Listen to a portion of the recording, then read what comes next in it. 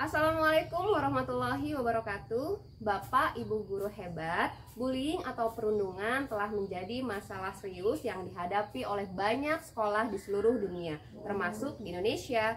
Bentuk-bentuk bullying tidak hanya terjadi dalam interaksi fisik maupun verbal, namun juga bisa melalui media sosial atau sering kita sebut cyberbullying.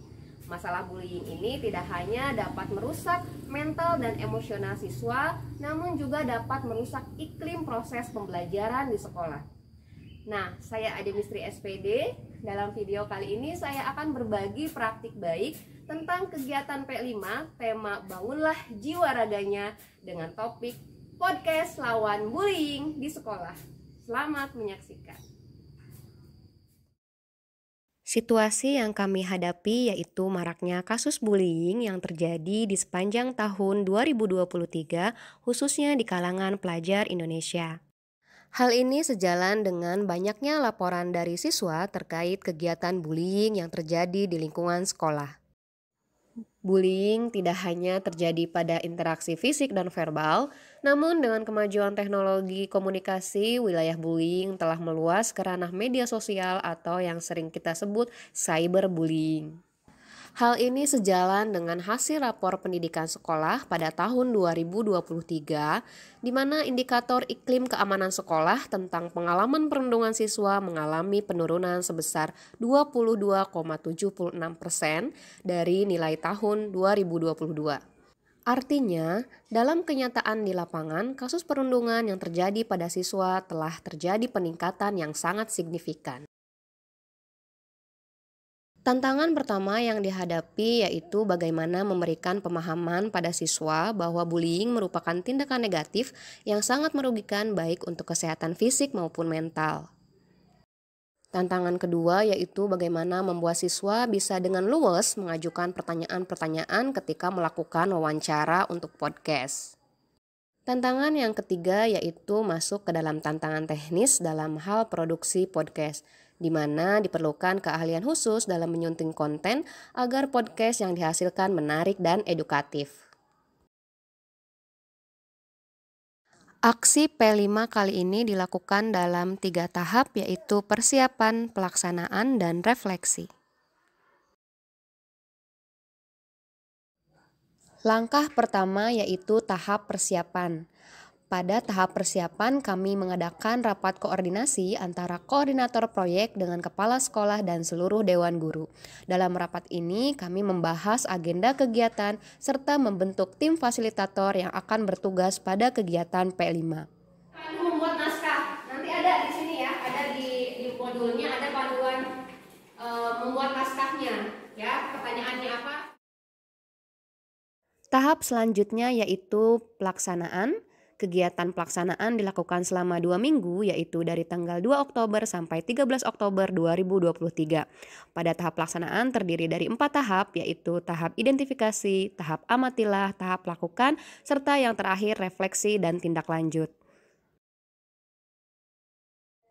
Hari pertama yaitu tahap identifikasi. Pada tahap ini, peserta didik mendapatkan materi terkait bullying seperti definisi bullying, jenis-jenis bullying, dampak bullying, serta strategi untuk menghadapi bullying. Semakin kalian merasa tersakiti, ya kan ya? Semakin kalian merasa terpuruk, itu yang ngatain akan semakin senang, ya enggak? Ya enggak? Setelah mendapatkan materi, peserta didik mengisi LKPD secara berkelompok, kemudian melakukan presentasi dan tanya jawab seputar bullying. Hari kedua yaitu tahap amatilah. Pada tahap ini, peserta didik secara berkelompok mengamati kasus-kasus bullying yang terjadi di lingkungan sekolah. Mereka mewawancarai peserta didik yang pernah mendapatkan bullying baik fisik maupun verbal. Hasil pengamatan dan wawancara terhadap korban bullying kemudian dipresentasikan di depan kelas untuk kemudian ditanggapi oleh fasilitator dan kelompok lainnya. Hari ketiga yaitu memasuki tahap lakukan. Pada tahap ini peserta didik telah menyadari bahwa tindakan bullying merupakan hal negatif yang dapat membawa pengaruh buruk baik bagi kesehatan fisik maupun mental.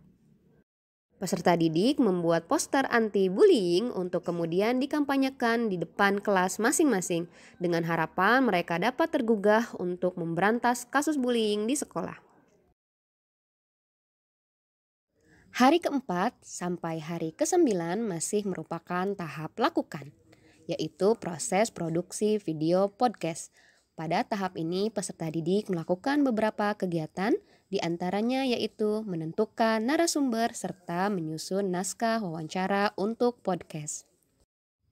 Setelah itu memasuki acara inti yaitu proses podcast, di mana peserta didik melakukan wawancara dengan narasumber di antaranya kepala sekolah, dewan guru, serta tokoh masyarakat seperti polisi, bidan, dan kepala desa. Yang dimaksud dengan bullying? Oke, bullying adalah kegiatan yang perilaku yang tidak menyenangkan yang dilakukan oleh seseorang, baik dia dalam bentuk fisik.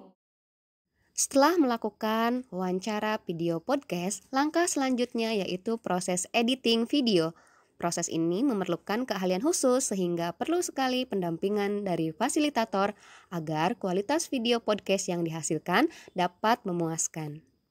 Setelah video podcast selesai dibuat, kemudian video podcast diupload ke media sosial seperti TikTok, Instagram, maupun YouTube. Tujuan dari dipublikasikannya podcast ini ke media sosial agar dapat diakses oleh siswa, guru, serta orang tua murid. Tahap terakhir yaitu refleksi. Fasilitator membimbing peserta didik untuk melakukan refleksi terhadap kegiatan P5 yang telah dilakukan dari hari pertama sampai hari terakhir. Setelah melakukan seluruh rangkaian kegiatan P5, langkah selanjutnya yaitu refleksi.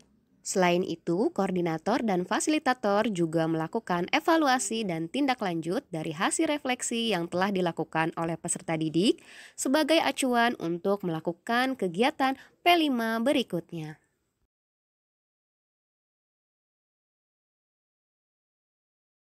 Bapak Ibu guru hebat, kegiatan P5 dengan tema podcast lawan bullying di sekolah tentu saja membawa dampak yang positif untuk sekolah kami. Dampak yang pertama yaitu meningkatkan kualitas siswa dalam hal teknologi, khususnya dalam editing video untuk podcast. Selain itu, siswa juga dapat memanfaatkan media sosial untuk hal-hal yang lebih positif. Dampak yang kedua yaitu dapat meningkatkan kemampuan literasi siswa khususnya dalam hal mengajukan pertanyaan dalam kegiatan wawancara. Selain itu, kegiatan wawancara juga dapat meningkatkan rasa percaya diri siswa untuk bisa berinteraksi dengan masyarakat sosial. Dampak yang ketiga yaitu yang tak kalah penting adalah tumbuhnya kesadaran pada diri siswa untuk menyadari bahwa bullying adalah hal negatif dan harus dihindari di lingkungan sekolah. Dampak terakhir yaitu terjadi pada hasil rapor pendidikan sekolah pada tahun 2024, di mana iklim pengalaman perundungan peserta didik mengalami kenaikan sebesar 21,48%. Hal ini berarti menandakan bahwa pengalaman perundungan siswa yang terjadi di sekolah mengalami penurunan secara drastis. Menurut saya, kegiatan podcast P5 ini selain dapat meningkatkan pemahaman siswa terkait bullying, kegiatan ini juga dapat meningkatkan kolaborasi antar guru. Kegiatan membuat podcast kemarin mewawancarai siapa? Mewawancarai Porli. Bapak Budi. Bapak Budi. Bagaimana perasaannya ketika mewawancarai beliau? Jadi lebih percaya diri dan berani bertanya. Sebagai tindak lanjut, kegiatan podcast pada bulan Juli 2024 telah resmi menjadi ekstrakurikuler di sekolah kami. Ekstrakurikuler podcast ini diharapkan dapat menjadi wadah bagi siswa untuk terus mengembangkan kreativitas, khususnya untuk menyuarakan isu-isu sosial yang relevan dengan kehidupan siswa di sekolah. Bapak Ibu guru hebat, demikianlah video praktik baik kegiatan P5 podcast lawan bullying di sekolah yang telah sekolah kami lakukan. Semoga video ini dapat menginspirasi Bapak Ibu untuk melakukan hal-hal yang sama dalam mengatasi bullying di sekolah. Demikian dari saya. Wassalamualaikum warahmatullahi wabarakatuh.